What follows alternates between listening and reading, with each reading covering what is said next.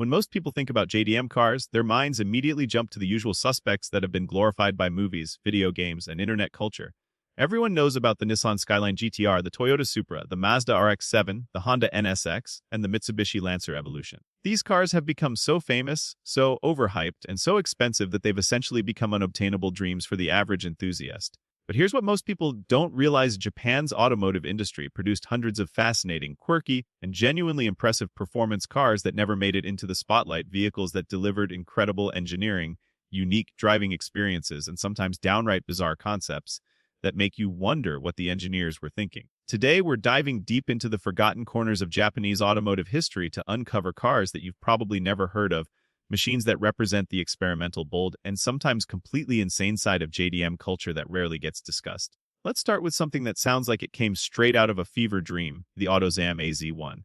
This is a car that looks like someone shrunk a Ferrari F40 down to the size of a go-kart and decided it would be hilarious to make it street legal. The AZ-1 was built by Mazda under their Autozam brand in the early 1990s, and it's classified as a kei car, which means it had to comply with Japan's strict regulations for micro vehicles, including a maximum engine displacement of just 660 cubic centimeters. The result is a mid-engine, rear-wheel drive sports car that weighs barely 1,300 pounds and features gull-wing doors that make you feel like you're climbing into a spaceship every time you get in. Under the tiny engine cover sits a turbocharged 3-cylinder engine producing just 64 horsepower, which sounds pathetic until you remember that this car weighs less than most motorcycles. The power-to-weight ratio means this little gull-wing kei car can genuinely embarrass unsuspecting drivers who underestimate it. The styling is absolutely wild, with its wedge-shaped body, pop-up headlights, and those dramatic upward, swinging doors that look completely out of place on something this small. Mazda only built about 4,500 of these quirky little machines before discontinuing production, and today they've become cult classics among collectors who appreciate their unique combination of adorable proportions and legitimate sports car engineering.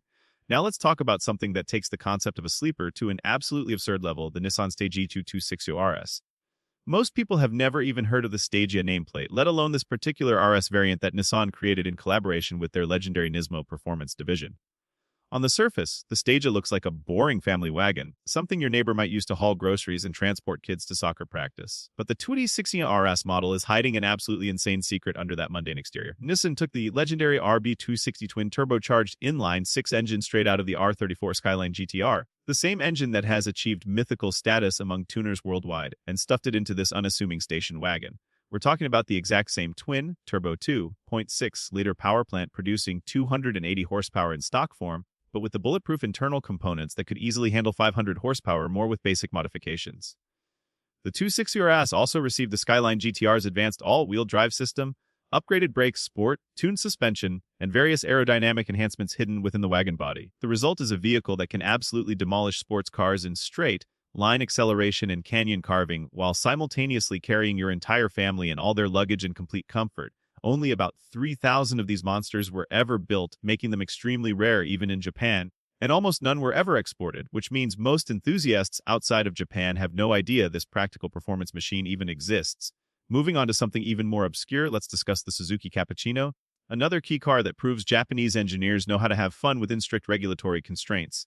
The Cappuccino is a tiny two-seat convertible roadster that looks like someone put a Mazda Miata in a shrinking machine and ran it through a few cycles. Despite its diminutive proportions and adorable appearance, this little roadster was engineered with genuine sports car principles. It features a front mid-engine layout where the turbocharged 3-cylinder engine sits behind the front axle for improved weight distribution, rear-wheel drive for maximum driving engagement, a proper limited slip differential to put power down effectively, and a curb weight of just 1,600 pounds. The turbocharged 657 cubic centimeter engine produces just 64 horsepower due to kei car regulations, but modifications to bypass these restrictions can easily double the output, and even in stock form, the featherweight chassis makes the Cappuccino feel surprisingly quick and engaging. What makes this car truly special is its removable roof system with multiple configurations including full convertible, T-top, or completely enclosed coupe setup, giving owners versatility that most dedicated sports cars can't match.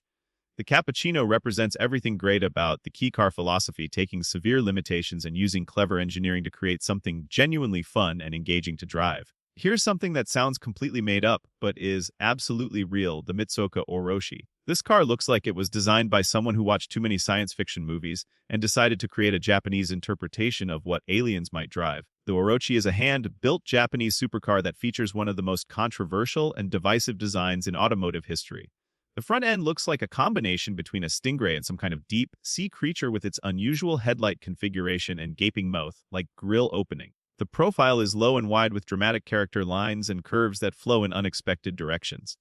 Some people think it's beautiful in an avant-garde artistic way, while others think it looks like a melted blob of automotive confusion. Under that bizarre exterior sits a Toyota Source 3.3-liter V6 engine producing around 230 horsepower, which honestly isn't that impressive for a car that looks this exotic, but the Orochi was never about raw performance numbers.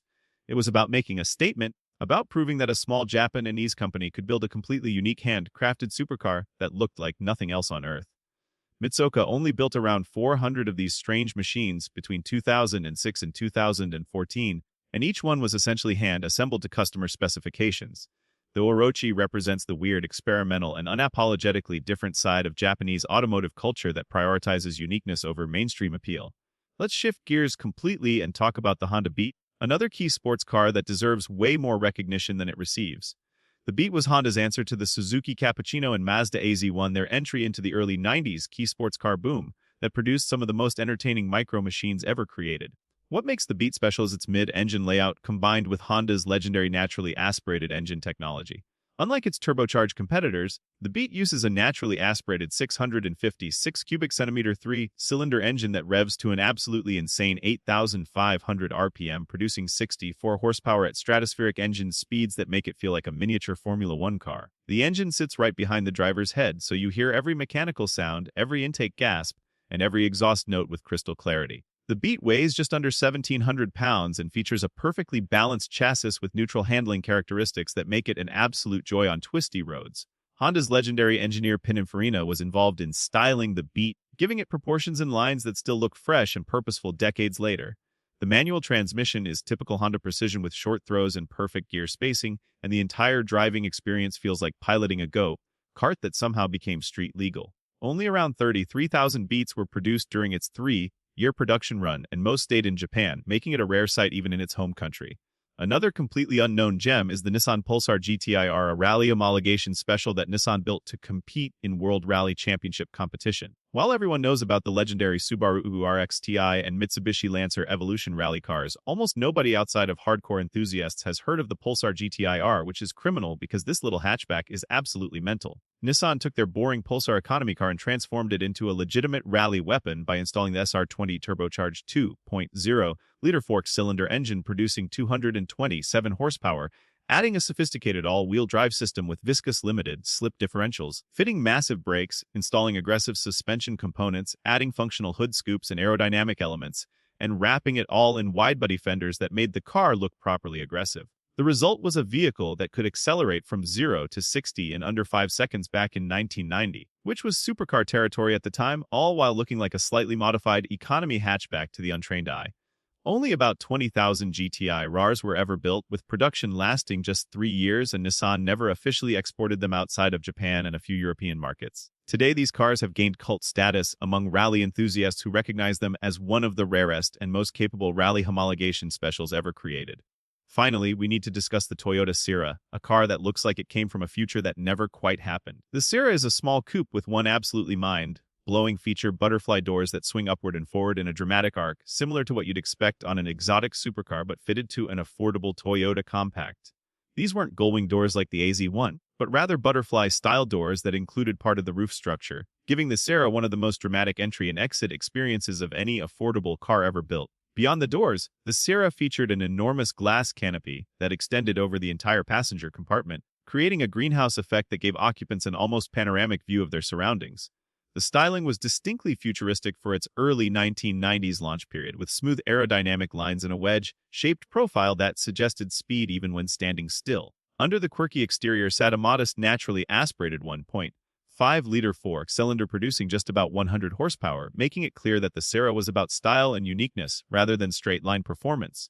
Toyota only sold the Sierra in Japan and produced roughly 16,000 units during its 5-year production run. Today, these cars have become increasingly collectible as people discover this forgotten piece of automotive weirdness that proves Toyota was willing to take creative risks and build something genuinely different during Japan's bubble economy era, when experimentation was encouraged and conservative thinking was temporarily set aside. These forgotten JDM machines prove that Japan's automotive golden age produced far more than just the handful of famous cars that everyone knows. These are the experimental vehicles, the quirky concepts that made it to production, and the limited, run specials that proved Japanese engineers were willing to try absolutely anything during the creative explosion of the 80s and 90s. While everyone else chases Supras and Skylines, these unknown legends sit waiting to be discovered by enthusiasts who appreciate automotive creativity and uniqueness over mainstream